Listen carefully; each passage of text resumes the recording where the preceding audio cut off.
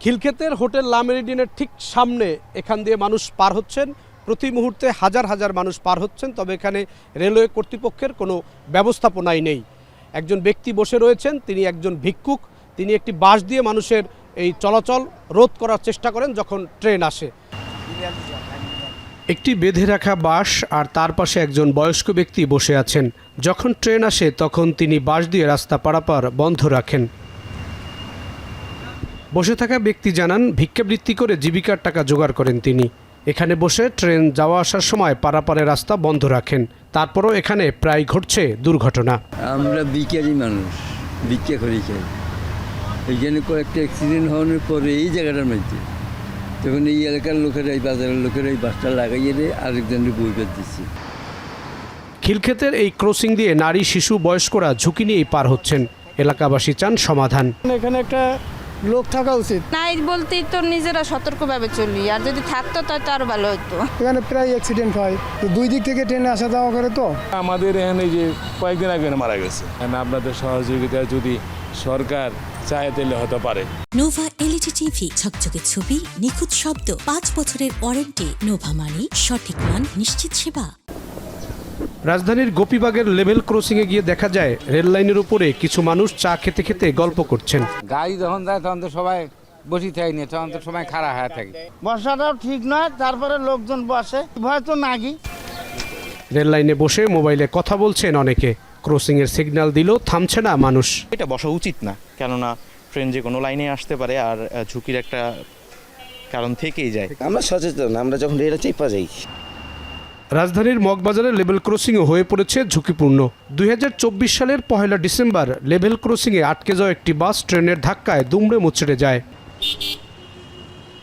গেটম্যানরা বলছেন, অনেকেই সিগন্যাল মানতে চান না, গেটম্যানদেরও গাফিলতি থাকে। দৌড়েও রাখতে পারি, অনেক সময় আছে ধাক্কা দিয়ে আমার দৌড় দেয়। গাড়িগুলা বাস ফালা দেখলে আরো বেশি দৌড় দেয়। যারা আমরা ডিউটিতে থাকি আমাদের কারণেও হয়, কিংবা অনেকজন আছে পাবলিকের গায়ের জোরের হয়। কেউ আমি গেটটা ফালাইছি জোর করে যাবো গা। রোববার কুমিল্লায় লেভেল ক্রসিংয়ে উঠে পড়া বাসে ধাক্কা লাগে ট্রেনের। মুহূর্তে ঝরে যায় বাসে থাকা 12টি তাজা প্রাণ। রেল দুর্ঘটনার 89%ই লেভেল ক্রসিংয়ে হয়। গত বছরে রেল মন্ত্রণালয়ের হিসাব অনুযায়ী গত 10 বছরে লেভেল ক্রসিংয়ে মারা গেছে 263 জন।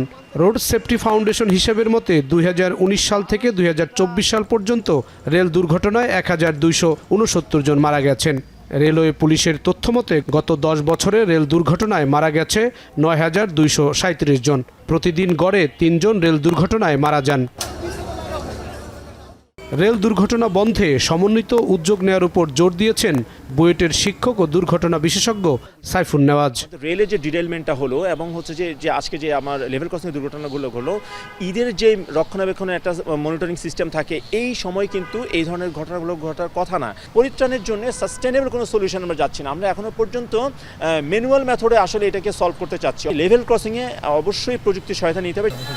লেভেল ক্রসিং ডিজিটালাইজেশন করার কথা জানিয়েছেন রেলওয়ে মহাপরিচালক, আর অবৈধ রেল ক্রসিং বন্ধ করার কথা জানান প্রতিমন্ত্রী। রেলওয়ের অনুমোদন ছাড়াই কিছু কিছু জায়গায় তারা লেভেল ক্রসিং এটা নির্মাণ করছে। সে সমস্ত জায়গায় আমরা যে কর্তৃপক্ষ রেল রাস্তায় নির্মাণ করছে, আমরা বলছি যে তাদেরকে যাতে অনুমতি নিয়ে করা হয়। গার্ডও থাকবে, প্লাস অটোমেটিক সিস্টেম থাকবে, যাতে রেল ক্রসিংয়ের কাছাকাছি রেল আসার সাথে সাথে ওগুলি অটোমেটিকভাবে যাতে বন্ধ। এই ব্যাপারে প্রাইম মিনিস্টার ইতিমধ্যে সিদ্ধান্ত দিয়েছেন।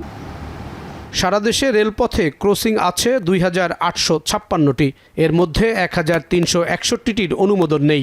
আবার 1495টি বৈধ ক্রসিংয়ের মধ্যেও 632টি ক্রসিংয়ে গেটম্যান নেই। জাহিদ হাসান, এখন, ঢাকা।